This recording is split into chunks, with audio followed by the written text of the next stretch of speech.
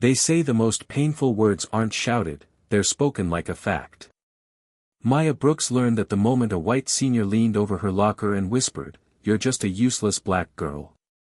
The hallway froze, the oxygen thinned, and the echo of that line cut deeper than the shove that followed. Maya looked small, quiet, outnumbered.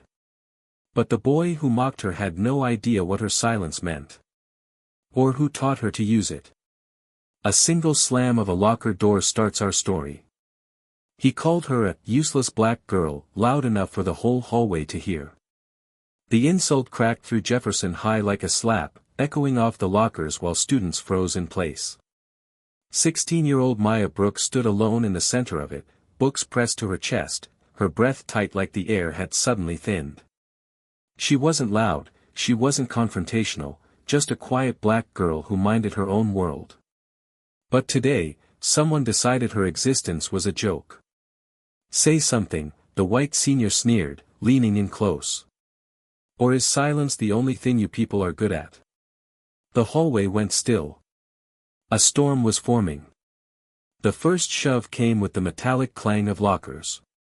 Maya stumbled as her shoulder hit the cold steel, her notebook spilling across the floor. Students watched, but no one stepped in. The silence cut deeper than the shove itself, an isolation she knew too well. A tiny scrap of paper fluttered down from her binder, her father's folded message, the one she kept for courage. "Breathe. Don't match their anger. Control the space." A white sneaker crushed it instantly. "Oops," the bully smirked. "Didn't mean to step on your, whatever that was." His two friends circled around her, blocking the hallway like a wall. One lifted his phone, recording. "She's shaking," he laughed. "Man, this is gold." Maya swallowed hard. Her pulse hammered, but her voice stayed locked behind her teeth. Another student whispered, "Just walk away." But she couldn't, not this time. The bully tugged the strap of her backpack, yanking her forward. "I said talk to me," he hissed. "Or are you too weak for that?" His fingers curled into her wrist. A tiny pressure point. A tiny pain. A tiny reminder of every moment they tried to make her small. Something inside her steadied. She inhaled once, slow, controlled, deliberate. The bully didn't notice the shift. He didn't notice the way her feet angled, the way her weight centered, the way her eyes sharpened like someone flipping a hidden switch. But one boy watching from the lockers did. Dude," he muttered. "Something's off." He was right. Maya didn't flinch this time. She moved. The bully jerked her wrist again, harder, expecting fear. Instead, Maya rotated her arm, sliding out of his grip with a smooth Delta-style wrist escape. His hand snapped forward into empty space as she stepped inside his centerline. "What?" His words choked as she locked his wrist with a precise C-clamp compression, pinning him against the locker with leverage, not strength. Gasps broke through the hallway. "What the hell?" the boy recording shouted. The bully tried to twist free, but Maya shifted her stance, sweeping his balance with a subtle foot pivot, just enough to drop him to one knee. He wasn't laughing anymore. "You think you're tough now?" he spat. Maya's breath stayed steady. "I warned you," she said softly. "You shouldn't grab people."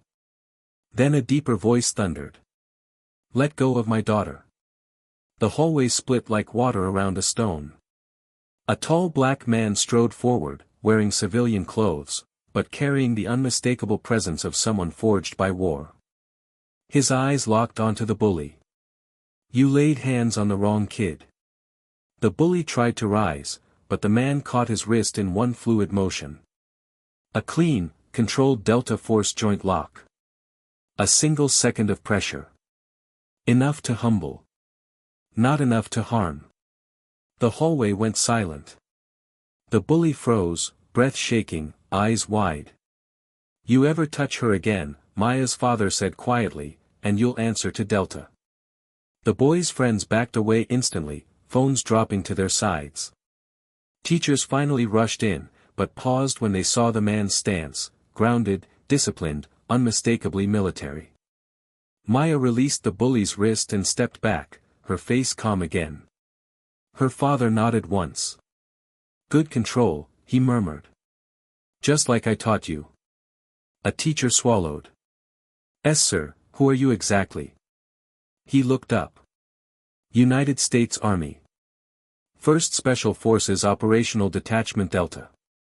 The hallway erupted in whispers. Maya picked up her crushed note, smoothing it gently. Then she looked at the bully and said, "Next time, choose respect. It's easier than recovery." The bell rang, sharp, final, echoing her words.